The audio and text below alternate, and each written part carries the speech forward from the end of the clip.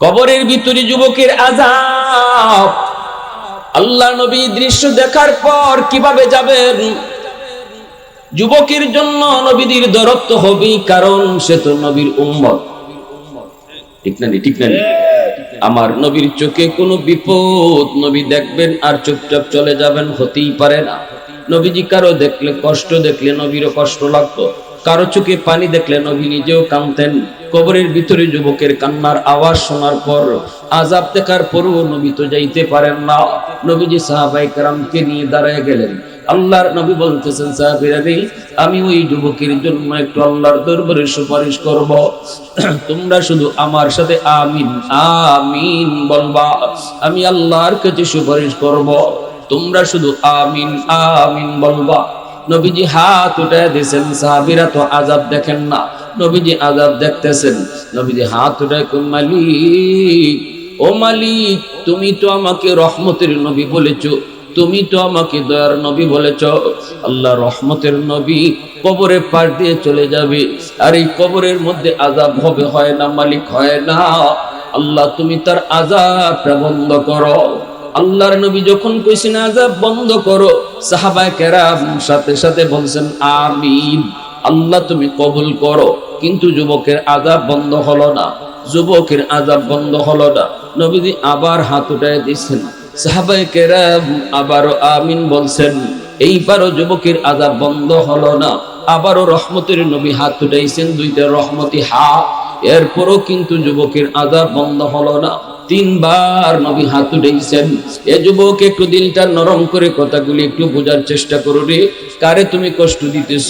কার কলিজায় তুমি আঘাত দিতেছ? দুনিয়ার সব মানুষে তুমি খুশি করলা, কিন্তু বাপ মারে যদি কষ্ট দাও, আল্লাহ তোমার উপর রাজি না। দুনিয়ার সব মানুষে যদি তুমি রাজি করো, বাপ মারে যদি রাজি রাখতে না পারো, আল্লাহ রাসূল কই, রাদার রাব্বি ফি রাদাল ওয়ালিদাইন ওয়া সাকাতুর রাব্বি ফি সাকাতিল ওয়ালিদাইন। বাপ মা রাজি থাকলে আল্লাহ রাজি, বাপ মা নারাজ থাকলে আল্লাহ নারাজ। তামাম দুনিয়ার সব মানুষ তোমার উপরে রাজি, কিন্তু বাপ মা রাজি না। আল্লাহ কয়, আমিও তোর উপরে রাজি না। নামাজ পড়েও রাজি করাইতে পারবা না, বছরে বছরে হজ কইরেও আল্লাহকে রাজি করাইতে পারবা না, মসজিদ মাদ্রাসায় লক্ষ লক্ষ টাকা দান কইরেও আল্লাহকে রাজি করাইতে পারবা না। যদি বাপ মা রাজি না থাকে, কে রাজি না থাকলে? যখন কে রাজি না থাকলে, বাপ মা যদি রাজি না থাকে, আল্লাহ রাজি হবে না। রহমতের নবী হাত উঠাইছেন কয়বার? জোরে আওয়াজ দিয়ে কয়বার? এরপর যুবকের আযাব বন্ধ হলো না। অথচ আমার নবীর হাতের দাম আসেনি না নাই? নবীজি একবার হাত উঠাইলি আল্লাহর দরবারে কবুল, নবীজি হাত উঠাইলি আল্লাহর দরবারে কবুল। দ্বীনের নবী, মায়ের নবী চিন্তায় পড়ে গেলেন। আল্লাহ পাকের কথা শোনা মাত্রই নবীজি চিন্তায় পড়ে গেলেন, তাহলে এই যুবকের আযাব কেমনে বন্ধ করব? কেমনে আযাব বন্ধ করাবো? কেমনে করাবো? আমি তো রহমতের নবী, উম্মতের কান্ডারি নবী, আমি কেমন করে এই যুবকের আযাব দেখার পরও চলে যাই? আল্লাহ তো জানায় দিয়েছে, মায়ের মাফ না করলে আমার সুপারিশ আল্লাহ কবুল করতো না। এইবার নবীজি চিন্তায় পড়ে গেলেন। নবীজি সাহাবায়ে কেরামদেরকে বলেন, সাহাবীরা রে, দৌড়ে যাও, তার মাকে যে আমি নবীর সালাম জানাও। নবীজির সালাম জানাইতেই মহিলা এখানে চলে আসলো। নবীজি বলতেছেন, মা গো, কবরটা তুমি চিনোনি? মহিলা কই, চিনি গো নবীটা আমার ছেলের কবর। আল্লাহর নবী কই, মা গো, এটা তোমার সন্তানের? বলে হ, কয়েকদিন আগে মারা গেছে, কয়েকদিন আগে। আল্লাহর নবী কই, মা গো, সন্তান বুঝি তোমারে অনেক কষ্ট দিয়েছে, সন্তান বুঝি তোমার কলিজায় অনেক আঘাত দিয়েছে, শারীরিক নির্যাতন বুঝি করছে, যার কারণে তোমার কলিজায় অনেক ব্যথা। মরণের সময়টা তো তুমি তোমার সন্তানকে মাপ দেও নেই, বিষয়টা আমাকে জানাইছে আমার মালিক, যার কারণে তোমার ছেলে কবরের মধ্যে আযাব, জাহান্নামের আগুনে পুড়তেছে, সাপের কামড় খাইতেছে, চিৎকার করে মা মা করে কাঁদতেছে। আমি রহমতের নবী তার পার দিয়ে কেমনে যাব গো? একটু সুপারিশ না করে কেমনে যাই? আমি তো তার জন্য আল্লাহর কাছে একটু হাত উঠাইছিলাম, কিন্তু মালিক একবার দুইবার তিনবারই আমার হাত ফিরিয়ে দিয়েছে। আল্লাহ পাক সাফ সাফ জানাই দিয়েছে, মা তুমি যতক্ষণ পর্যন্ত তুমি তারে মাপ না দিবা, ততক্ষণ আল্লাহ তার আযাব বন্ধ করবে না। মা গো, আমি নবী তোমার কাছে সুপারিশ করি গো মা, সন্তান কষ্ট দিয়ে ফেলছে না বুঝা, আজকে এই কষ্টের কারণে কবরে আযাব ভোগ করে, আমি রহমতের নবী তোমার কাছে সুপারিশ করি মা, তুমি তারে মাফ করে দাও। তুমি মাফ না করলে আযাব বন্ধ হইতো না। আল্লাহর নবী যখন মহিলার কাছে সুপারিশ করেন মহিলায় মাফ দেওয়ার জন্য, সাথে সাথে মায়ের মাথাটা নিচের দিকে দিয়ে দিছে। মাথাটা নিচের দিকে দেওয়ার কথা কয় না, চোখ থেকে দর দর করে পানি পড়তেছে। নবীজির সামনেই মায় কাঁদতেছে। এরপরে মায় কান্দা কান্দা কই, নবী গো, কেমনে রে মাপ দিমু গো নবী, কেমনে রে মাপ দিমু গো নবী, এখনো আমার পিঠে মাইরের দাগ আছে, এখনো আমার পিঠে মাইরের দাগ, এখনো আমার হাড়ে হাড়ে ব্যথা গো নবী। বউয়ের কথা, এই বউয়ের কথায় আমার, আমি মার গায়ে হাত উঠাই তো, কেমনে আমি এর মাপ দিব না, না আমি এর মাপ দিব না, মাপ দিব না।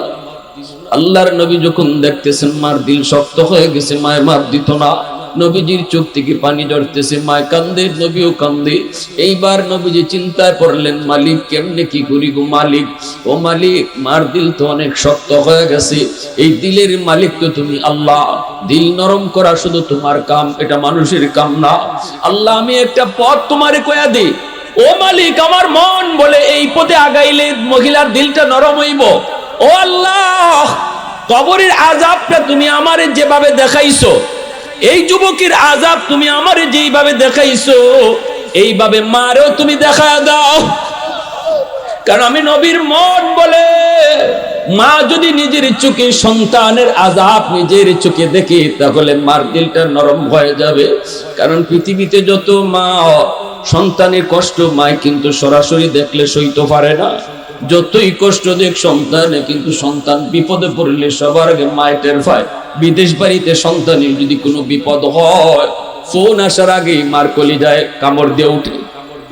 আওয়াজ দিয়া বলো ঠিক কিনা, ঠিক কিনা। যেই মাত্র আল্লাহ নবী কয়েন, মালিক তুমি আযাবটা মার চোখেও দেখা দাও, আল্লাহ পাক ওই দুস্থ তোমার এই সুপারিশটা আমি কবুল করলাম। সুবহানাল্লাহ। যেইভাবে নবীর আল্লাহ আযাব দেখায় দিছে, এইভাবে মার চোখেও আল্লাহ কবরের আযাবটা এবার দেখায় দিলাইছে, পর্দা আল্লাহ সরায় দিলাইছে।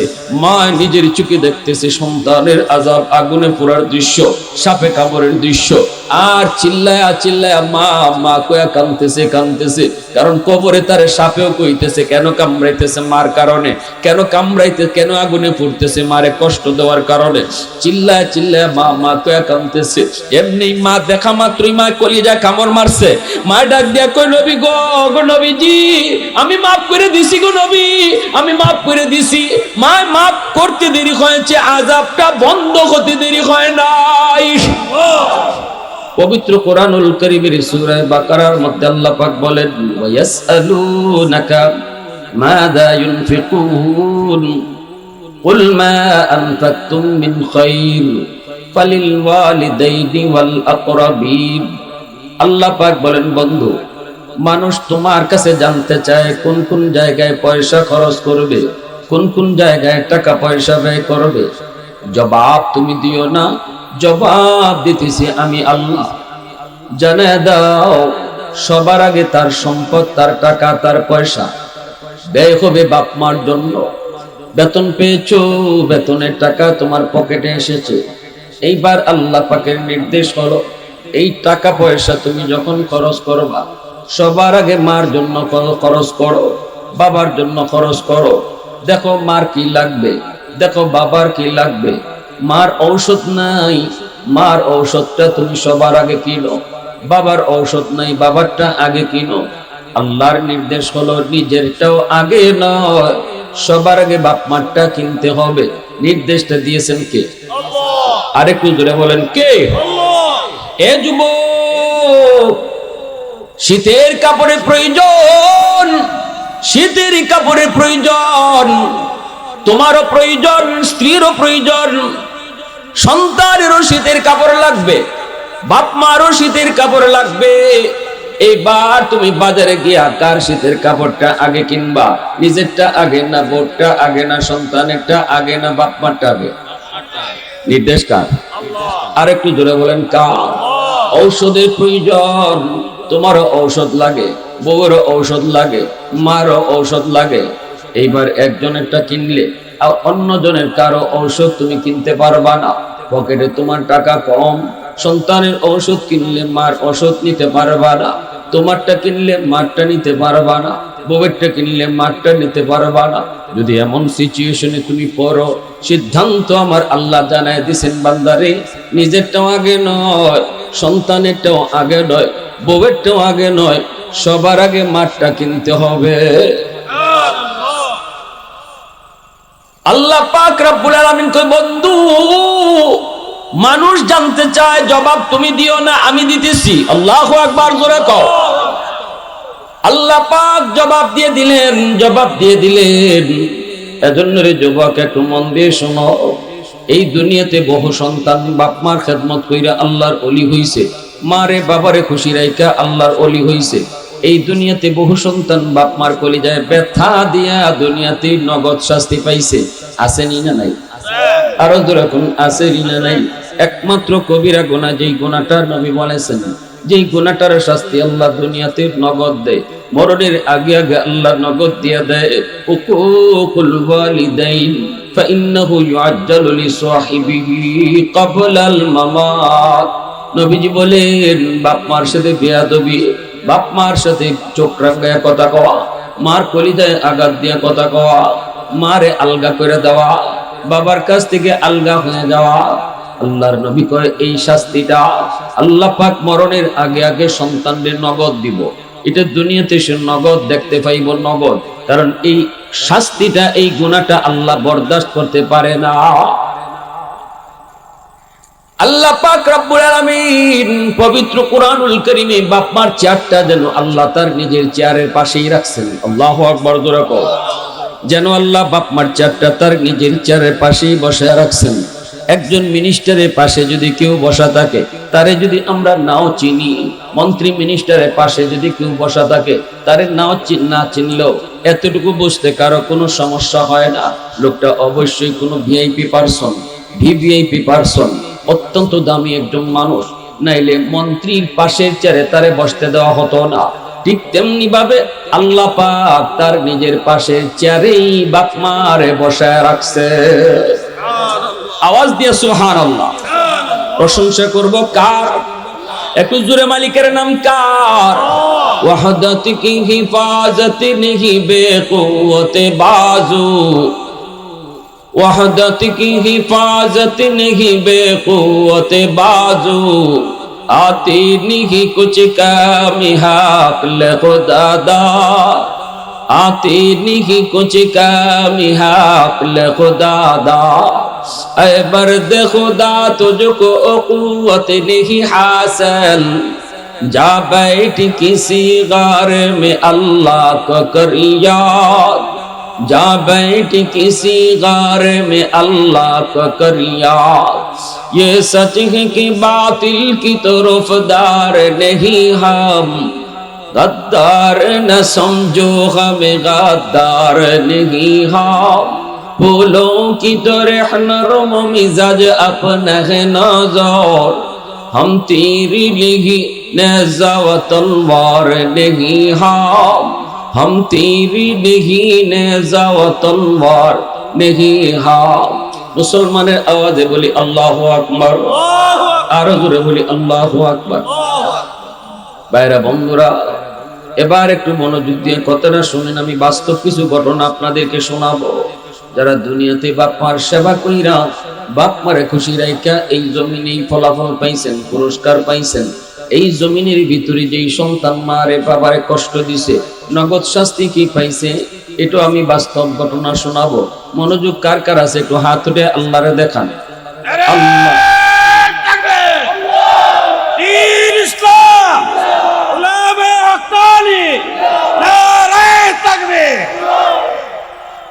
আমার ভাইরা বন্ধুরা, যুবক, আল্লাহর নবী বলেন সালাসাতুন দাওয়াতুম মুস্তাজাবাতুন লা শাক্কা ফী, দাওয়াতুল মাজলুম ওয়া দাওয়াতুল মুসাফির ওয়া দাওয়াতুল ওয়ালিদি আলা ওয়ালাদিহি, আল্লাহর নবী রহমতের নবী বলেন তিন ব্যক্তির দোয়া বদদোয়া আল্লাহর দরবারে সরাসরি কবুল হয়ে যায়।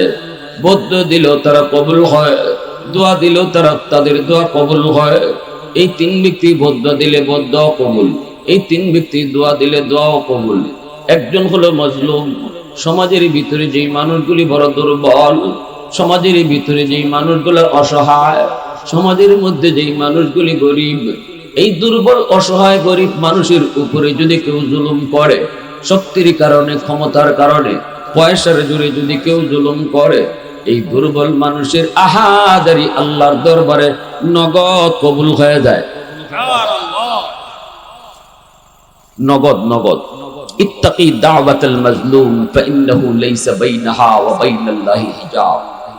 এজন্য রাসূল কইছে সাবধান, ক্ষমতার বাহাদুরি দেখায়ও না, শক্তির বাহাদুরি দেখায়ও না, টেকার গরম দেখায়ও না। অহংকার কইরা যদি কেউ উপরে তুমি জুলুম করো, মনে রাখো তার আহ কইতে দেরি, এই দুর্বল মানুষটার মুখ দিয়া আহ বাইরিতে দেরি, আল্লাহর আদালতে কবুল হতে দেরি হয়। কোনো মাঝখানে পর্দাই থাকে না, কোনো বাধা থাকে না, সরাসরি পৌঁছে যায়। দুই নম্বর হলো মুসাফির, মুসাফিরের দোয়া বদদোয়া কবুল। তিন নম্বর হলো বাপ মার দোয়া বদদোয়া কবুল। মা বাবা যদি দোয়া দেয় দোয়াও কবুল, বাপ মা যদি বদদোয়া দেয় বদদোয়া কবুল। এজন্য যুবক একটা ঘটনা শোনায়, শুধু শোনেন মনোযোগ দিয়া। করাচির হযরত হাকিম আক্তার সাহেব রাহিমাহুল্লাহ, বহুত বড় বুজুর্গ, বহুত বড় আল্লাহর ওলি।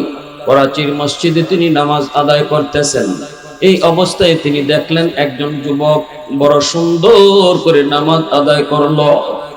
যুবকের রুকু বড় সুন্দর, সেজদা বড় সুন্দর, যুবকের কোরআন তেলাওয়াতের আওয়াজ বড় সুন্দর। আল্লাহর ওলি ওই যুবকের নামাজ পড়াটা তিনি মুগ্ধ হলেন।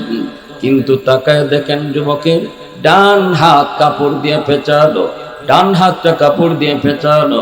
নামাজ শেষ হলে পরে যুবককে তিনি ডাক দিয়া বলতেছেন, যুবক বড় সুন্দর করে নামাজ আদায় করেছো, তোমার রুকু আমার বড় পছন্দ হয়েছে, সেজদাটাও বড় সুন্দর হয়েছে, কিন্তু আমার প্রশ্ন হলো ডান হাত কাপড় দিয়ে পেঁচায় রাখছো কেন রে? কেন তুমি ডান হাতটা কাপড় দিয়ে পেঁচায় রাখছো? এই কথা বলতেই যুবক কয়, আল্লাহর ওলি গো, আমার হাতের মধ্যে ফসা শুরু হয়েছে, ফসা। এই ফসা খালি দিন দিন উপরের দিকে উঠতেছে, ডাক্তার দেখাই কিন্তু রোগ ভালো হয় না, অ্যান্টিবায়োটিক হাই অ্যান্টিবায়োটিক কত রকমের ঔষধ তারা দিল, কিন্তু আমার হাতের পচন ভালো হয় না, কোনোভাবেই হাতের পচন ভালো হয় না, এত দুর্গন্ধ বের হয় গো। পেঁচায় রাখি, মসজিদের ভিতরে একজন মানুষও টিকতে পারবে না, এজন্য আমি কাপড় দিয়ে পেঁচায় রাখি। আল্লাহর ওলি তিনি বলতেছেন, বাবা অন্য দেশের ডাক্তার দেখাও না কেন? যুবক কান্দে আর বলতেছে, আল্লাহর ওলি আমার মন বলে তামাম দুনিয়ার সব ডাক্তার যদি দেখাই তবু রোগ ভালো হবে না, কারণ ডাক্তার আমার রোগ ধরতে পারে না, আমি আমার রোগ ধরে ফেলেছি। আমার রোগ হলো আসমানে, চিকিৎসা চলছে জমিনে। এই হাত, এই হাত আমার ফসতেছে হুজুর, এই হাত দিয়ে আমি মারছিলাম। আমি আমার মার গর্ভে একমাত্র সন্তান, কষ্ট করে করে মা আমারে পড়ালেখা করাইলো। জন্মের কিছুদিন পরেই বাবা মারা গেলেন। আমার নানা নানি মামা মামি মাকে নিতে এসেছে, মা যায় নাই। মা বলছে, না না বাবা, আমি আর কোথাও বিয়ে বসবো না, আল্লাহ আমাকে একটা মানিক দিয়েছে, আমি আমার সন্তানের চেহারা দেখে জীবন যৌবন কাটায় দিব, আমি আর কোথাও বিয়ে বসবো না। হুজুর আমার মা মানুষের বাড়িতে কাম করছে, আত্মীয় স্বজনের কাছ থেকে ধার এনে আমাকে পড়ালেখা করাইছে। আমি কত বড় নিমক হারাম গো! আমি উপযুক্ত হওয়ার পর একটা সুন্দরী ধনীর মেয়েকে বিয়ে করে ফেলছি, অথচ আমি মাকে জিগাই নাই। বাড়িতে আনার পর মা কইছে, বাজার বিয়ে করবি করবি অসুবিধা নাই, কিন্তু মারে তো জানাইতে পারতি। ঠিক আছে বাজান, কিন্তু মার একটা সন্দেহ, মার ভয় লেগে গেল। ধনীর মেয়ে গরিবের মারে কেমনে মা কুয়া ডাকবো গো, কেমনে আমার মা কুয়া ডাকবো। ছেলে কয় মা টেনশন করবা না, আমি সব বলেছি, মা কোনো অসুবিধা নাই। কিন্তু হুজুর, আমার মা যেটা ভয় করেছিলেন এটাই হয়েছে। কিছুদিন পরেই আমার সুন্দরী বউ, শিক্ষিতা বউ, ধনীর মেয়ে আমার মাকে মা কয়ে ডাকে না। অফিস থেকে আসলে পরে মার বিরুদ্ধে আমার কানে কানে নালিশ দেয়। প্রথম দিন, একদিন, 2 দিন আমি ধমক দিয়েছি, কিন্তু আমি তো তার প্রতি দুর্বল। এক পর্যায়ে আমি তার কথায় ফিরে গেছি। মার রুমে ডুইকা মারে বকাবকি শুরু করে দিয়েছি। মা কই বাজান, বউয়ের কথায় মারে বকিস না। আমি তোর বউয়ের সাথে কোনো ঝগড়া করি নাই, কোনো মারামারিও করি নাই, কোনো কাটাকাটিও করি নাই, কথার দিক দেখো কোনো ঝগড়া করি নাই।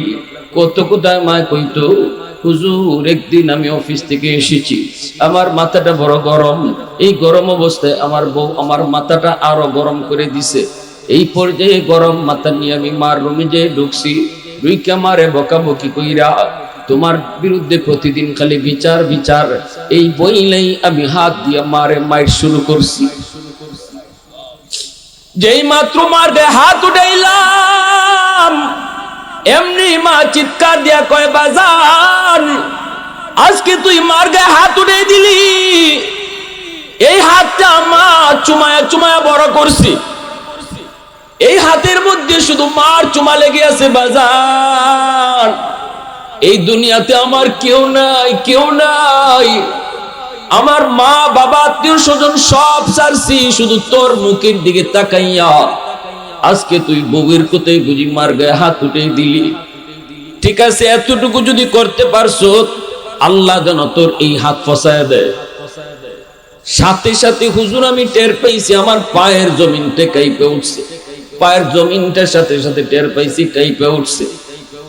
এরপরে মা আরেকটা বুদ্ধি দিছি, তুই যেন আমার জানাজার নামাজ পড়তে না পারস, তুই যেন আমার জানাজার নামাজ পড়তে না পারস।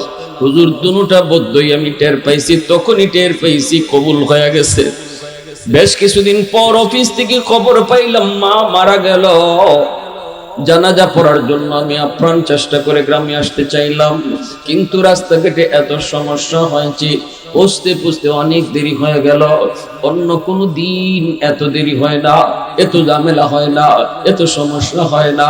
গ্রামে পৌঁছতে পৌঁছতে অনেক দেরি হয়ে গেল। গ্রামের মানুষ আমাকে ছাড়াই মার জানাজা পড়ে ফেলেছে। আমি যখন ঢুকলাম আর দেখলাম মার জানাজা শেষ, তখনই আমি বুঝছি মার বদ্ধ কবুল হয়ে গেছে গো। এখন দ্বিতীয় বদ্ধটা কবুল হওয়ার ফালা, তোর হাত যেন ফচ্চা যায়। হুজুর আমি কিছুদিন পরে টের পাইছি আমার হাতের মধ্যে ফোড়া দেখা দিছে, এই আঙ্গুলের ফোড়া থেকে ফসা শুরু হইছে। এই ফসা শুধু দিন দিন দিন দিন শুধু উপরের দিকে উঠতেছে। ডাক্তার দেখাইলাম, অ্যান্টিবায়োটিক দেয়, হাই অ্যান্টিবায়োটিক দেয়, কিন্তু ভালো হয় না, ভালো হয় না। ডাক্তাররা কয় আমরাও তো কিছু বুঝি না, কেন তোমার রোগ ভালো হয় না? এটা তো অ্যান্টিবায়োটিকে ভালো হয়ে যাওয়ার কথা। আমি তখন বলেছি ডাক্তার, এটা তোমরা না বুঝলো আমি বুঝে গেছি গো, আমি বুঝে গেছি। ফসা তো আর ভালো হয় না, বরং উপরে উঠতেছে। এত দুর্গন্ধ, এত দুর্গন্ধ। আমার সুন্দরী বউ, যার মায়া ভুইরা আমি মারে মারছিলাম গো, এই সুন্দরী বউটো আমারে ফলে বাপের বাড়ি চলে গেছে, দুর্গন্ধে টিকতে পারে না। ঘরের মানুষজন আমারে ঘর থেকে বের করে দিয়েছে, সমাজের মানুষেরা আমার সমাজ থেকে বের করে দিয়েছে। আমি যেখানে থাকি এখানেই দুর্গন্ধ, মানুষ টিকতে পারে না। এখন আমি রাস্তায় রাস্তায় ঘুরি, মসজিদে মসজিদে তাকি আর আল্লাহর দরবারে কান্দি।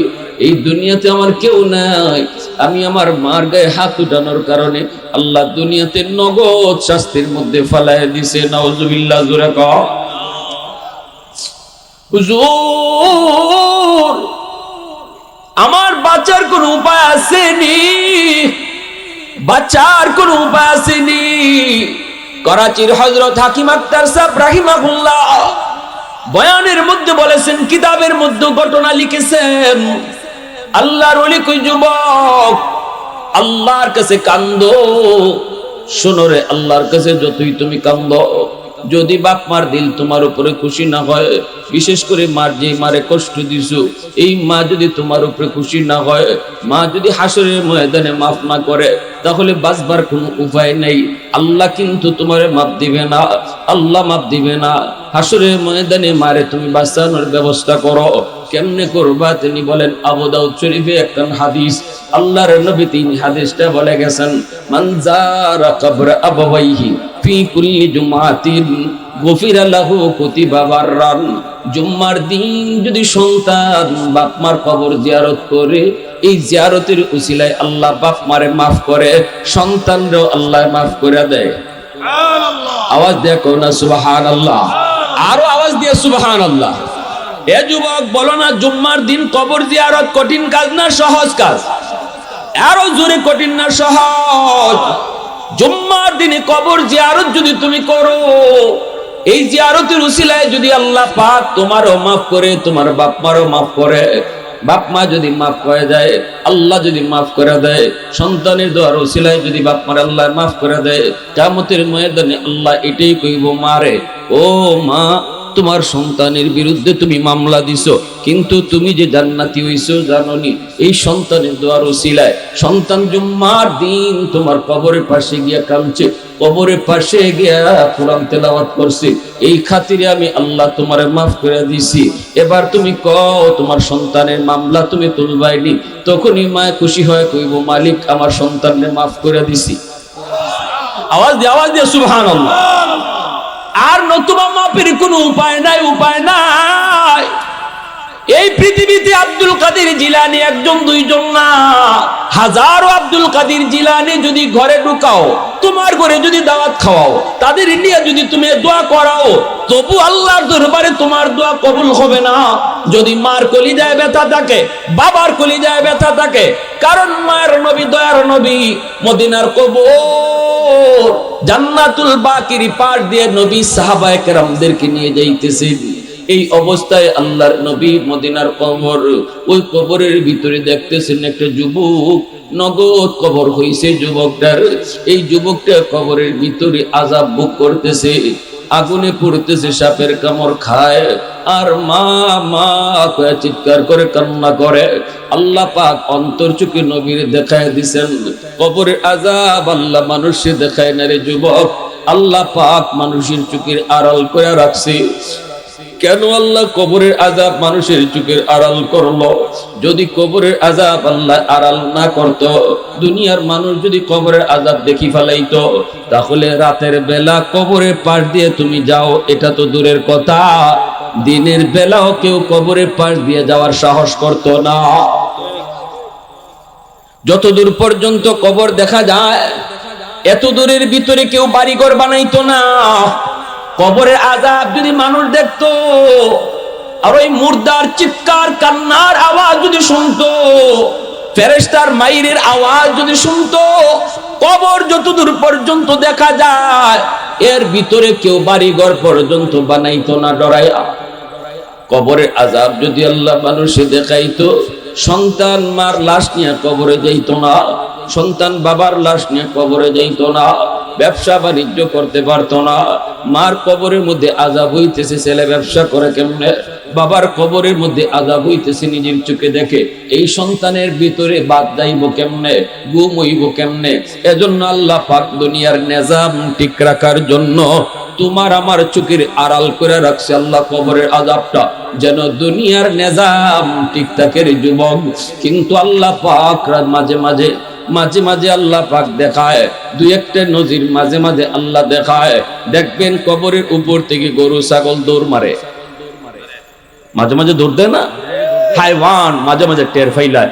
কবরের মধ্যে আযাব, কবরের চিৎকার আওয়াজ শুনলে হাইওয়ানে, আল্লাহ মানুষের কানে শোনায় না। মানুষের কানে শোনাইলে দুনিয়াদারি বন্ধ হয়ে যেত, হাইওয়ান মাঝে মাঝে টের ফাইলায়।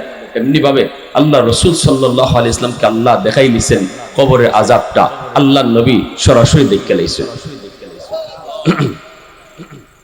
দ্বীনের নবী, মায়ার নবী, রহমতের নবী, উম্মতের কান্ডারি নবী। কবরের ভিতরে যুবকের আযাব, আল্লাহ নবী দৃশ্য দেখার পর কিভাবে যাবেন? যুবকের জন্য নবীদের দরদ হবে, কারণ সে তো নবীর উম্মত। ঠিক না? ঠিক না? আমার নবীর চোখে কোনো বিপদ নবী দেখবেন আর চুপচাপ চলে যাবেন, হতেই পারে না। নবীজি কারো দেখলে কষ্ট দেখলে নবীরও কষ্ট লাগতো, কারো চোখে পানি দেখলে নবী নিজেও কাঁদতেন। কবরের ভিতরে যুবকের কান্নার আওয়াজ শোনার পর, আযাব দেখার পরও নবী তো যাইতে পারেন না। নবীজি সাহাবায়ে কেরামকে নিয়ে দাঁড়ায় গেলেন। আল্লাহর নবী বলতেছেন, সাহাবীরা রে, আমি ওই যুবকের জন্য একটু আল্লাহর দরবারে সুপারিশ করব, তোমরা শুধু আমার সাথে আমিন আমিন বলবা। আমি আল্লাহর কাছে সুপারিশ করব, তোমরা শুধু আমিন আমিন বলবা। নবীজি হাত উঠায় দিয়েছেন, সাহাবীরা তো আযাব দেখেন না, নবীজি আযাব দেখতেছেন। নবীজি হাত উঠায় কই, মালিক, ও মালিক, তুমি তো আমাকে রহমতের নবী বলেছো, তুমি তো আমাকে দয়ার নবী বলেছ। আল্লাহ রহমতের নবী কবরে পার দিয়ে চলে যাবে, আর এই কবরের মধ্যে আযাব হবে, হয় না মালিক? হয় না। আল্লাহ তুমি তার আযাবটা বন্ধ করো। আল্লাহর নবী যখন কইছেন আযাব বন্ধ করো, সাহাবায়ে কেরাম সাথে সাথে বলছেন আমিন, আল্লাহ তুমি কবুল করো। কিন্তু যুবকের আযাব বন্ধ হলো না, যুবকের আযাব বন্ধ হলো না। নবীজি আবার হাত উঠায় দিয়েছেন, সাহাবায়ে কেরাম আবারও আমিন বলছেন, এইবারও যুবকের আযাব বন্ধ হলো না। আবারও রহমতের নবী হাত উঠাইছেন, দুইটা রহমতি হাত, এরপরও কিন্তু যুবকের আযাব বন্ধ হলো না। তিনবার নবী হাত উঠাইছেন। এ যুবক, একটু দিলটা নরম করে কথাগুলি একটু বোঝার চেষ্টা করো রে। কারে তুমি কষ্ট দিতেছ? কার কলিজায় তুমি আঘাত দিতেছ? দুনিয়ার সব মানুষে তুমি খুশি করলা, কিন্তু বাপ মারে যদি কষ্ট দাও, আল্লাহ তোমার উপর রাজি না। দুনিয়ার সব মানুষে যদি তুমি রাজি করো, বাপ মারে যদি রাজি রাখতে না পারো, আল্লাহ রাসূল কই, রাদার রাব্বি ফি রাদাল ওয়ালিদাইন ওয়া সাকাতুর রাব্বি ফি সাকাতিল ওয়ালিদাইন। বাপ মা রাজি থাকলে আল্লাহ রাজি, বাপ মা নারাজ থাকলে আল্লাহ নারাজ। তামাম দুনিয়ার সব মানুষ তোমার উপরে রাজি, কিন্তু বাপ মা রাজি না। আল্লাহ কয়, আমিও তোর উপরে রাজি না। নামাজ পড়েও রাজি করাইতে পারবা না, বছরে বছরে হজ কইরেও আল্লাহকে রাজি করাইতে পারবা না, মসজিদ মাদ্রাসায় লক্ষ লক্ষ টাকা দান কইরেও আল্লাহকে রাজি করাইতে পারবা না। যদি বাপ মা রাজি না থাকে, কে রাজি না থাকলে? যখন কে রাজি না থাকলে, বাপ মা যদি রাজি না থাকে, আল্লাহ রাজি হবে না। রহমতের নবী হাত উঠাইছেন কয়বার? জোরে আওয়াজ দিয়ে কয়বার? এরপর যুবকের আযাব বন্ধ হলো না। অথচ আমার নবীর হাতের দাম আসেনি না নাই? নবীজি একবার হাত উঠাইলি আল্লাহর দরবারে কবুল, নবীজি হাত উঠাইলি আল্লাহর দরবারে কবুল। ঠিক না? তাবুক যুদ্ধ থেকে নবী আসতেছেন, আমার নবীর হাতের দামটা বুঝাইবার লাগে একটা ঘটনা। তাবুক যুদ্ধ থেকে আসতেছেন ফিরা, নবীজি আসরের পর হযরত আলী রাদিয়াল্লাহু তাআলা নুকে বলতেছেন, আলী, আমি বড় টায়ার্ড, আমি তোমার উরাতে একটু ঘুমাই। আলী বলেন, ইয়া রাসূলুল্লাহ, ঘুমান। নবীজি হযরত আলী রাদিয়াল্লাহু তাআলা নূর রাতের মধ্যে মাথা রেখে একটু বিশ্রাম নিছেন। হযরত আলী রাদিয়াল্লাহু তাআলা নূর তিনি আসরের নামাজটা পড়েন নাই। ইনি ভাবছেন নবী তো একটু পরে উঠিয়ে যাবেন, এরপরে আমি আসরের নামাজটা পড়ব না। কিন্তু দেখা যায় রাসূল মাথা দিতেই রাসূলের চোখ লাগিয়ে গেছে গা, নবীজি ঘুমায় গেছেন। এখন হযরত আলী রাদিয়াল্লাহু তাআলা টেনশনে পড়ছেন। ঘটনা কি? তাকায় দেখেন সূর্য লাল হয়ে গেছে, সূর্য ডুবে যাইব, আসরের নামাজ তার কাজা হয়ে যাইব। হযরত আলী পেরেশান হয়ে গেছেন, এখন কি করি? একদিকে আমার নামাজ কাজা হয়ে যেতেছে, আর একদিকে আমার রাসূল আমার উরাতে ঘুমো। আমি কি নবীকে ঘুম ভাঙাবো, নাকি আমি আমার নামাজ কাজা হয়ে যাইব? হযরত আলী তার মনরে জিগাইতেছেন, আলী ক তুই কি করবি? আলীর মন বল। আলীর মন জবাব দিতেছে, না রে আলী, নামাজ কাজা হয়ে যায় হয়ে যা, তবু দু জাহানের বাদশার ঘুম ভাঙাবি না, দু জাহানের বাদশার ঘুম ভাঙাবি না। তোর উরাতে দু জাহানের বাদশা আরাম করে, নবীর আরামের খেয়াল কর, নামাজ কাজা হয়ে যায় হয়ে যা। সূর্য ডুবে গেছে, নবীজির ঘুম ভাঙছে। আল্লাহ নবী ঘুম থেকে উঠে হযরত আলীর চেহারার দিকে তাকায় দেখেন পেরেশান। সত্যিকারের মুমিন, যার অন্তরে ঈমান আছে, সে গুনাহ যদি হয়ে যায়, হইতে পারে গুনাহ হওয়াটা অস্বাভাবিক না, গুনাহ হয়ে যেতে পারে, গুনাহ হওয়ার পর তার ভিতরে পেরেশানি লাগবে। মাল ঈমান ইয়া রাসূলুল্লাহ ইযা সাররাতকা হাসানাতুকা ওয়া ইযা সাআতুকা সাইয়্যাতুকা ফাআনতা মুমিন। ঈমান কার আছে রাসূল স্কেল বলে দিবেন। গুনাহ হওয়ার পরে যার ভিতরে পেরেশানি লাগে আর নেক কাজ করলে যার অন্তরে আনন্দ লাগে, রাসূল কয় বুঝবাই তার ঈমান আছে। আর গুনাহ হওয়ার পরেও যার পেরেশানি লাগে না, বুঝবাই ঈমান নাই।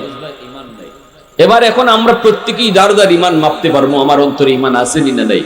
কিছু মানুষ আছে গুনাহ কইরা একদম ড্যাম কেয়ার চলতেছে, ফজরের নামাজ নাই, জোহরের নামাজ নাই, কোনো পেরেশানি নাই, তার এইভাবেই চলতেছে।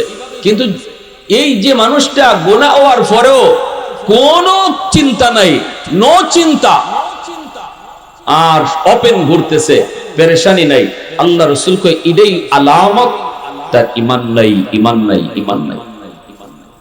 আর গুনাহ যদি হঠাৎ হয়ে যায়, হায় হায় আমি এটা কি করলাম, হায় হায় আমার নামাজ কাজা হয়ে গেছে, আল্লাহ আল্লাহ আমি তো কইতাম পারছি না, আল্লাহ নামাজটা কাজা হয়ে গেছে, সাথে সাথে হে দ্রুত নামাজটা কাজা করে লইতেছে, আল্লাহ রাসূল কয় বুঝবাই তার ঈমান আছে, ঈমান আছে, ঈমান আছে। সুবহানাল্লাহ, জোরে বলেন। এটা ঈমানের স্কেল। আলী রাদিয়াল্লাহু তাআলার চেহারার মধ্যে পেরেশানি আসবেই তো, কত বড় ঈমান ওয়ালা, পেরেশানি আসছে। আল্লাহ রাসূল ঘুম ভাঙলো, নবীজির ঘুম ভাঙার পর নবী তাকায় দেখেন চেহারার মধ্যে বড় পেরেশানি। আল্লাহর নবী বলতেছেন আলী রে এত পেরেশানি কেন, ঘটনা কি? আলী রাদিয়াল্লাহু তাআলা বলেন নবী গো আমার আসরের নামাজ কাজা হয়ে গেছে। এবার নবীজি বলেন আলী করছো কি, তুমি আমারে ডাক দিলা না কেন? হযরত আলী বলে নবী গো আমার মন বলে দুজাহানের বাচ্চার ঘুম ভাঙালে নবীর কষ্ট হবে, এজন্য আমি আপনাকে ডাক দেই নেই গো নবী। আল্লাহর নবী কথাটা শোনা মাত্রই নবীজি দুইটা হাত উঠায় দিয়েছেন। রদ্দে শামস নামক কিতাবের ভিতরে লিখছেন নবীজি দুইটা হাত বাড়ায় বলতেছেন মালিক, ও মালিক, আজ আমার আলী তার আসরের নামাজ কাজা হয়েছে নিজের কোনো দোষে নয়, তোমার বন্ধুর আরামের কারণে। আল্লাহু আকবার। আমার আলী কিন্তু নিজের দোষে নামাজ কাজা করে নেই গুণ, আল্লাহ ঘুমায়া নামাজ কাজা করে নেই, নিজের কাজে নামাজ কাজা করে নেই, দোকানদারি করতে গিয়ে নামাজ কাজা করে নেই, কাজা হইছে তোমার বন্ধুর একটু আরামের কারণে, তোমার বন্ধুর একটু আরামের কারণে। ও মালিক যদি এমনই হয় তোমার সূর্য ডুবলো কেন? সূর্য তো তোমার কথায় উঠে ডুবে, তোমার সূর্য ডুবলো কেন? আল্লাহু আকবার জোরে বল। আজ যদি আমার আলী তোমার দুস্তের আরামের কারণে তার নামাজ কাজা হইল, সূর্য কেন ডুবলো? সূর্য আরো আকাশে উঠায় রাখলায় না কেন? সূর্য তুমি আকাশে আটকায় রাখলায় না কেন? আল্লাহ আমি মানি না, মানি না, মানি না, আমার আলীর নামাজ কাজা হইতেই পারে না, আমার আলীর নামাজ কাজা হইতেই পারে না। হাত দুইটা উঠায় দিলাম, আমার হাত উপরে থাকতে থাকতে ডুবন্ত সূর্য আবার আকাশে উঠাও, আমার হাত উপরে থাকতে থাকতে ডুবন্ত সূর্য উঠাও। রদ্দে শামস নামক কিতাবের ভিতরে লিখেন নবীজির হাত উপরে থাকতে থাকতে আল্লাহ পাক ডুবে যাওয়া সূর্য আবার আকাশে উঠায় দিয়েছেন। নারে তাকবীর, দীন ইসলাম, শানে রাসূলুল্লাহ, নারে তাকবীর। उल्फत में तेरी वैसी ने दंदान को तोरा, वो बकर उमर नक्श कदम तेरा न छोड़ा। उल्फत में तेरी वैसी ने दंदान को तोरा, वो बकर उमर नक्श कदम तेरा न छोड़ा। ऐ उशाक नबी वाके असरार मदीना, सुल्तान का सुल्तान है सुल्तान मदीना, सरकार का सरकार है सरकार मदीना, गुलजार का गुलजार है गुलजार मदीना। अल्लाह ने मक्का ही में एक काबा बनाया, इस काबा का काबा तेरी मरकद को बनाया। मुसलमाনের आवाज अल्लाहु अकबर, आरो अल्लाहु अकबर। अल्लाह ने मक्का ही में एक काबा बनाया, इस काबा का काबा तेरी मरकद को बनाया। ऐ सालाम हाजी चले जा राहे मदीना सुल्तान का सुल्तान है सुल्तान मदीना सरकार का सरकार है सरकार मदीना गुलजार का गुलजार है गुलजार मदीना মুসলমানের আওয়াজে আল্লাহু আকবার। তাহলে নবীর হাতের দাম আসেনি না নাই? আল্লাহর নবীর হাতের দাম আসেনি না নাই? এইদিকে কিন্তু নবীজি ওই যুবকের জন্য একবার নয়, দুইবার নয়, তিনবার হাত উঠাইছেন, কিন্তু এরপরও নবীর হাতের দাম কত? আল্লাহ তো নবীজি টেনশনে পড়ে গেছেন, ও মালিক আমার কি কোনো দোষ নাকি? আমার হাতের দাম কি কমে গেল নাকি? আল্লাহ আমি কোথায় কোন ভুল করলাম? আল্লাহ তুমি কি আমার উপরে নারাজ? আল্লাহ আমি কি তোমাকে নারাজ করে ফেলেছি? আল্লাহ পাক রব্বুল আলামিন তখন জানায়, বন্ধু তুমি আমাকে নারাজ করো নাই, আমি তোমার উপর নারাজ নই। ও বন্ধু হাতের দাম কমে নাই, কমে নাই, হাতের দাম এখনো আছে। গন্ডগোল হলো যেই যুবক কবরে আযাব ভোগ করে রে বন্ধু, এই যুবকের মা এখনো দুনিয়ায় জীবিত। এই মার কলিজা অনেক ব্যথা, মারে দুনিয়া অনেক মার দূর করছে, কলিজার ভিতরে ব্যথা। মায়ের মরার আগের দিনটা তো মারে মারছে, মরণের সময়টাতে মা তার মাপ দেয় নাই। আমি আল্লাহ তাকায় রইছিলাম, মা মৃত্যুর সময়টা তো মা তার মাপ দিলে কিনা। আমি আল্লাহ দেখতেছিলাম মরণের সময়টাতে সন্তানের যখন রূহটা বাইর হয়, এই সময়টা তো মা তার মাপ দিলে কিনা। কিন্তু এত কষ্ট মারে দিছে বন্ধু, এত নির্যাতন মারে করছে, মৌতের কষ্টটা দেখার পরও কিন্তু মা সন্তানকে মাপ দিছে না, সন্তানেও মার কাছ থেকে মাপ নিছে না। এজন্য আমি আল্লাহ সিদ্ধান্ত নিয়েছি, যতক্ষণ পর্যন্ত মায় তারে মাপ না দিব আমি তোমার সুপারিশ কবুল করব না। এবার আমারে তুমি বলো, আমার রহমতের নবীর সুপারিশ কবুল হয় না, সেখানে আব্দুল কাদের জিলানী, মঈনুদ্দিন চিশতিরে ঘরে আইনা যদি দাওয়াত করাও, দাওয়াত খাও, হাত উঠায় তারা, মার কলিজায় যদি ব্যথা থাকে, তাদের দোয়া কি কবুল হইব? কারণ হাজারো আব্দুল কাদের জিলানী আমার নবীর পায়ের ধুলার সমানও না। আওয়াজ দেখো ঠিক কিনা? হাজারো মঈনুদ্দিন চিশতি আমার নবীর পায়ের ধুলার সমানও না। সেখানে আমার নবীর সুপারিশ যেখানে কবুল হয় না, তুমি তোমার পেশাবরে মুরগি খাওয়াও, রান খাও, মুরগির রান খাওয়াও, তুমি তোমার পেশাবরে তুমি খাসি খাওয়াও, গরু খাওয়াও, কদলিয়ে দাও, যত জ্বালিয়ে দাও, গরু আর মহিষ যা তুমি খাওয়াও, কিন্তু মার কলিজায় যদি ব্যথা থাকে রে যুবক, বাবার কলিজায় যদি আঘাত দিয়া থাকো, পেশাবরে আত্মি খাওয়াইলো আল্লাহ খুশি হইতো না। পেশাব যদি হক্কানি পীর হয়, খাঁটি আল্লাহওয়ালা হয়, খুশি করো, শরীয়তের বিধান। আমরা এটা বলি যে হ্যাঁ হক্কানি পীরদের কাছে যাইবা কেন? জাহান তোমারে আখিরাতে তরাইব এই নিয়তে না, হক্কানি পীর বুজুর্গদের কাছে যাওয়া, বায়াত হওয়ার উদ্দেশ্য হলো ইনি আমারে আমলের লাইন বলাই দিব, আমারে জান্নাতে যাওয়ার পথ দেখাই দিব। পেশাবে জান্নাতও নিত না, পেশাবের কাম হইলো জান্নাতে যাওয়ার পথ দেখাই দেওয়া। এই নিয়তে হক্কানি পীর বুজুর্গের কাছে যাইবা, ফিরে ফার করার ক্ষমতা নাই। এইটা হইল আকীদা, সহি বিশ্বাস।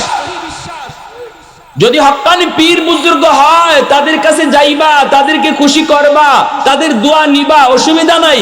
কিন্তু পেশাব খুশি থাকলে আল্লাহ খুশি হাদিস পাই নাই আমরা, হাদিস পেয়েছি বাপ মা খুশি থাকলে আল্লাহ খুশি। শ্বশুর শাশুড়ি ও বাপ মা, শ্বশুর শাশুড়িরে খুশি করো, অসুবিধা নাই, এটাও শরীয়তের বিধান, এটাও সওয়াবের কাম। শ্বশুর বাড়িতে যাইবাই, বল মাছ লিয়ে যাও, শ্বশুর বাড়িতে যাইবাই 10 কেজি মিষ্টি লিয়ে যাও, অসুবিধা নাই, সওয়াব আছে। কিন্তু শ্বশুর শাশুড়ি খুশি থাকলে আল্লাহ খুশি, হাদিস আমরা পাই নাই, হাদিস পেয়েছি বাপ মা খুশি থাকলে আল্লাহ খুশি। তাহলে আগে মারে এখালি কমলা খাওয়াও, তারপরে হৌরি তুমি খাসি খাওয়াও, ঠিক না নি? মারে এখালি কমলা খাওয়াও, তারপরে শাশুড়ির লাগি বল মাছ লয়ে যাও। কিন্তু মা এখালি কমলা পাইতো না, আর তুমি শাশুড়ির লাগি তুমি লয়ে যাবে আঙ্গুর, আরো কত কিছু, লাভ হইতো না। কষ্ট হইতেছে আপনাদের? কি ভাই কষ্ট হইতেছে? আল্লাহ আমাদেরকে বুঝদান করো, সবাই বলি আমিন। দ্বীনের নবী, মার নবী চিন্তায় পড়ে গেলেন। আল্লাহ পাকের কথা শোনা মাত্রই নবীজি চিন্তায় পড়ে গেলেন, তাহলে এই যুবকের আযাব কেমনে বন্ধ করব, কেমনে আযাব বন্ধ করাবো, কেমনে করাবো? আমি তো রহমতের নবী, উম্মতের কান্ডারি নবী, আমি কেমন করে এই যুবকের আযাব দেখার পরও চলে যাই? আল্লাহ তো জানায় দিয়েছে, মায়ের মাফ না করলে আমার সুপারিশ আল্লাহ কবুল করতো না। এইবার নবীজি চিন্তায় পড়ে গেলেন। নবীজি সাহাবায়ে কেরামদেরকে বলেন, সাহাবীরা রে, দৌড়ে যাও, তার মাকে যে আমি নবীর সালাম জানাও। নবীজির সালাম জানাইতেই মহিলা এখানে চলে আসলো। নবীজি বলতেছেন, মা গো, কবরটা তুমি চিনোনি? মহিলা কই, চিনি গো নবীটা আমার ছেলের কবর। আল্লাহর নবী কই, মা গো, এটা তোমার সন্তানের? বলে হ, কয়েকদিন আগে মারা গেছে, কয়েকদিন আগে। আল্লাহর নবী কই, মা গো, সন্তান বুঝি তোমারে অনেক কষ্ট দিয়েছে, সন্তান বুঝি তোমার কলিজে অনেক আঘাত দিয়েছে, শারীরিক নির্যাতন বুঝি করছে, যার কারণে তোমার কলিজায় অনেক ব্যথা। মরণের সময়টা তো তুমি তোমার সন্তানকে মাপ দেও নেই, বিষয়টা আমাকে জানাইছে আমার মালিক, যার কারণে তোমার ছেলে কবরের মধ্যে আযাব, জাহান্নামের আগুনে পুড়তেছে, সাপের কামড় খাইতেছে, চিৎকার করে মা মা করে কাঁদতেছে। আমি রহমতের নবী, তার পার দিয়ে কেমনে যাব গো? একটু সুপারিশ না করে কেমনে যাই? আমি তো তার জন্য আল্লাহর কাছে একটু হাত উঠাইছিলাম, কিন্তু মালিক একবার, দুইবার, তিনবারই আমার হাত ফিরিয়ে দিয়েছি। আল্লাহ পাক সাফ সাফ জানাই দিয়েছে, মা তুমি যতক্ষণ পর্যন্ত তুমি তারে মাপ না দিবা, ততক্ষণ আল্লাহ তার আযাব বন্ধ করবে না। মা গো, আমি নবী তোমার কাছে সুপারিশ করি গো মা, সন্তান কষ্ট দিয়ে ফেলছে না বুঝা, আজকে এই কষ্টের কারণে কবরে আযাব ভোগ করে। আমি রহমতের নবী তোমার কাছে সুপারিশ করি, মা তুমি তারে মাফ করে দাও, তুমি মাফ না করলে আযাব বন্ধ হইতো না। আল্লাহর নবী যখন মহিলার কাছে সুপারিশ করেন মহিলা মাফ দেওয়ার জন্য, সাথে সাথে মায়ের মাথাটা নিচের দিকে দিয়ে দিছে। মাথাটা নিচের দিকে দেওয়ার কথা কয় না, চোখ থেকে দর দর করে পানি পড়তেছে। নবীজির সামনেই মায় কাঁদতেছে। এরপরে মায় কান্দা কান্দা করে, নবী গো, কেমনে রে মাপ দিমু গো নবী, কেমনে রে মাপ দিমু গো নবী, এখনো আমার পিঠে মাইরের দাগ আছে, এখনো আমার পিঠে মাইরের দাগ, এখনো আমার হাড়ে হাড়ে ব্যথা গো নবী। বউয়ের কথা, এই বউয়ের কথায় আমার, আমি মার গায়ে হাত উঠাই তো কেমনে আমি এর মাপ দিব না, না আমি এর মাপ দিব না, মাপ দিব না। আল্লাহর নবী যখন দেখতেছেন মার দিল শক্ত হয়ে গেছে, মায়ের মাপ দিত না, নবীজির চোখ থেকে পানি ঝরতেছে, মায় কান্দে, নবীও কান্দে। এইবার নবীজি চিন্তায় পড়লেন, মালিক কেমনে কি করি গো মালিক, ও মালিক, মার দিল তো অনেক শক্ত হয়ে গেছে, এই দিলের মালিক তো তুমি আল্লাহ, দিল নরম করা শুধু তোমার কাম, এটা মানুষের কাম না। আল্লাহ, আমি একটা পথ তোমারে কয়া দিই, ও মালিক, আমার মন বলে এই পথে আগাইলে মহিলার দিলটা নরম হইব। ও আল্লাহ, কবরের আযাবটা তুমি আমারে যেভাবে দেখাইছো, এই যুবকের আযাব তুমি আমারে যেইভাবে দেখাইছো, এইভাবে মারেও তুমি দেখা দাও। কারণ আমি নবীর মন বলে, মা যদি নিজের চোখে সন্তানের আযাব নিজের চোখে দেখে, তাহলে মার দিলটা নরম হয়ে যাবে। কারণ পৃথিবীতে যত মা সন্তানের কষ্ট, মায় কিন্তু সরাসরি দেখলে সইতে পারে না। যতই কষ্ট দেখ সন্তানে, কিন্তু সন্তান বিপদে পড়লে সবার আগে মায় টের পায়। বিদেশ বাড়িতে সন্তানের যদি কোনো বিপদ হয়, ফোন আসার আগেই মার কলিজায় কামড় দিয়ে উঠে। আওয়াজ দিয়া বলো ঠিক কিনা, ঠিক কিনা? যেই মাত্র আল্লাহ নবী কয়েন, মালিক তুমি আযাবটা মার চোখেও দেখা দাও। আল্লাহ পাক ওই দুস্থ, তোমার এই সুপারিশটা আমি কবুল করলাম। যেইভাবে নবীর আল্লাহ আযাব দেখায় দিছে, এইভাবে মার চোখেও আল্লাহ কবরের আযাবটা এবার দেখায় দিলাইছে, পর্দা আল্লাহ সরায় দিলাইছে। মা নিজের চোখে দেখতেছে সন্তানের আযাব, আগুনে পোড়ার দৃশ্য, সাপে কামড়ের দৃশ্য। আর চিল্লায়া চিল্লায়া মা মা কয়া কাঁদতেছে, কারণ কবরে তারে সাপেও কইতেছে কেন কামড়াইতেছে, মার কারণে, কেন কেন আগুনে পুড়তেছে, মারে কষ্ট দেওয়ার কারণে। চিল্লায়া চিল্লায়া মা মা কয়া কাঁদতেছে। এমনি মা দেখা মাত্রই মা কলিজা কামড় মারছে। মা ডাক দিয়া কই, নবী গো নবীজি, আমি মাফ করে দিছি গো নবী, আমি মাফ করে দিছি। মা মাফ করতে দেরি হয়েছে, আযাবটা বন্ধ হতে দেরি হয় নাই। পৃথিবীতে মায়ের মতো আপন কেউ হবে না, পৃথিবীতে মায়ের মতো আপন কেউ হবে না। তোমরা কোনোদিনও মায়েরই মনেতে কষ্ট দিও না, তোমরা কোনোদিনও মায়েরই মনেতে কষ্ট দিও না। পৃথিবীতে মায়ের মতো আপন কেউ হবে না, পৃথিবীতে মায়ের মতো আপন কেউ হবে না। তোমরা কোনোদিনও মায়েরই মনেতে কষ্ট দিও না। কত পাপী মন আছে মাকে কষ্ট দেয়, মায়ের মনে কষ্ট দিয়ে অভিশাপ নেয়। মায়ের মনে কষ্ট দিলে খোদা যে সহে না, মায়ের মনে কষ্ট দিলে খোদা যে সহে না। তোমরা কোনোদিনও মায়েরই মনেতে কষ্ট দিও না, তোমরা কোনোদিনও মায়েরই মনেতে কষ্ট দিও না। তো আওয়াজ দিয়ে বলি আল্লাহু আকবার, আরো জোরে আল্লাহু আকবার। ওই দিন পত্রিকার মধ্যে দেখলাম রাশিয়ায় একটা বিল্ডিং ধসে পড়লো। এই বিল্ডিং এর নিচ থেকে প্রায় 17 দিন পরে একটা মা সহ বাচ্চারে উদ্ধার করছে। দুধের বাচ্চা, মা আর দুধের বাচ্চাটা উদ্ধার হয়েছে, হাসপাতালে নিয়ে ভর্তি করছে। চিকিৎসার পরে দুইজনেই বাঁচানো সম্ভব হয়েছে। এইবার দেখা গেল মা, ডাক্তাররা দেখতেছে মার একটা আঙ্গুলের মাথাও নেই, একটা আঙ্গুলের মাথাও মার নাই, সবগুলা আঙ্গুলের মাথা কাটা। ডাক্তাররা জিজ্ঞেস করে, মা তোমার আঙ্গুলের মাথাগুলা কেমনে কাটলো? মা তখন কান্দে, চোখ থেকে পানি ধরে ধরে কয়, ডাক্তার আমি যখন ওই জায়গার মধ্যে আমার বাচ্চা নিয়ে আটকা পড়ছি, একদিন, 2 দিন, 3 দিন, 4 দিন, 5 দিন যখন চলে গেল, আমার বুকের দুধ যখন শুকায় আসলো, আমার দুধের বাচ্চাটার আমি কি খাওয়াবো? আমি মা দেখতেছি তার জিহ্বাটা বার হয়ে যাইতেছে গো। ওই অবস্থায় বাচ্চাটার মুখে আমি কি দিব?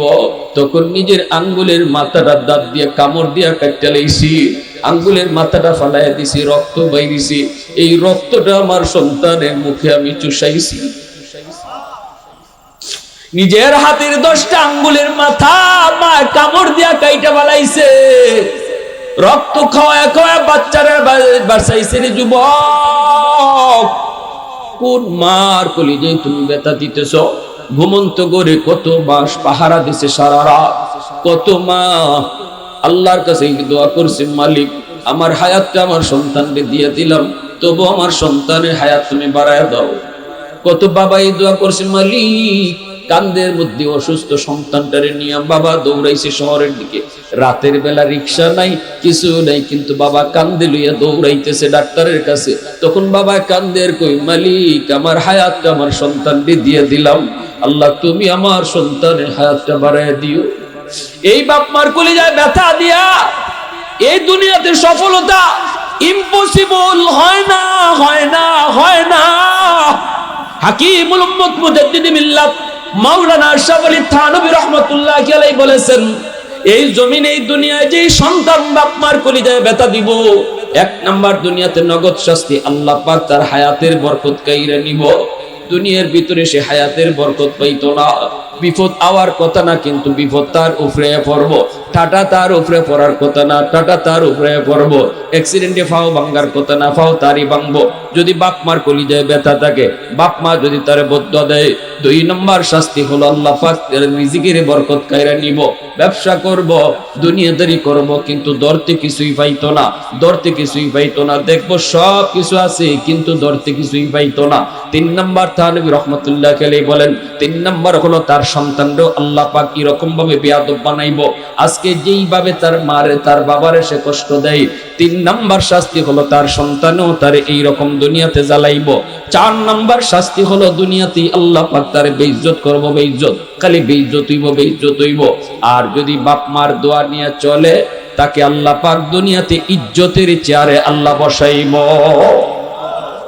থানবী রহমতুল্লাহ আলাইহি বলছেন তার কিতাবের মধ্যে, যে সন্তান বাপ মার দোয়া নিয়ে চলবো, দুনিয়াতে আল্লাহ তার দিন দিন খালি ইজ্জত বাড়াইবো, বাড়াইবো, বাড়াইবো। আর মরণের আগে আগে আল্লাহ তারে হজ্জে বাইতুল্লাহ নসিব করাইব। কেন?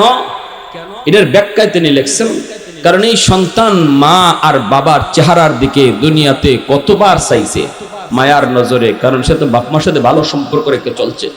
বাবা অসুস্থ হইছে, বাবা বৃদ্ধ হইছে, মুছ কাটতে গেলে টুট কেটে লায়, বাবা বৃদ্ধ হইছে, নখ কাটতে গেলে আঙ্গুল কেটে লায়। এই অবস্থায় তুমি সন্তান বাবার মুছটা কাটতে দাও, বাবার নখটা ফালাই দাও। ওই যে মুছ কাটতেছো, নখটা ফালাই দিতেছো, যতবার নজর বাবার চেহারার দিকে পড়ছে, ততবার আল্লাহ কবুল হজ আমল নামা উঠায় রাখছে। এজন্য থানবী রহমতুল্লাহ আলাইহি বলেন, ফেরেশতারা আল্লাহর কাছে আবদার করে, আল্লাহ তোমার এই বান্দা বাপ মার চেহারার দিকে তাকাইয়া জীবনে বহু হজ কামাই লিছে, কিন্তু বাস্তব হজটা এখনো করছে না, হজের সওয়াব পাইলিছে। আল্লাহ আমরা ফেরেশতারা দোয়া করি, যে দুনিয়া থেকে এতগুলা হজের সওয়াব পাইছে, তুমি তার বাস্তব হজ নসিব করে দাও। আমিন। ফেরেশতারা দোয়া করে, ফেরেশতারা দোয়া করে। এজন্য মা ভক্ত, বাবা ভক্ত, সন্তান তার পয়সা কদ্দুর আল্লাহ এটা দেখে না, আল্লাহ তারে কোনো না কোনো সুরতে মক্কা মদিনা নিয়ে যায়। সুবহানাল্লাহ।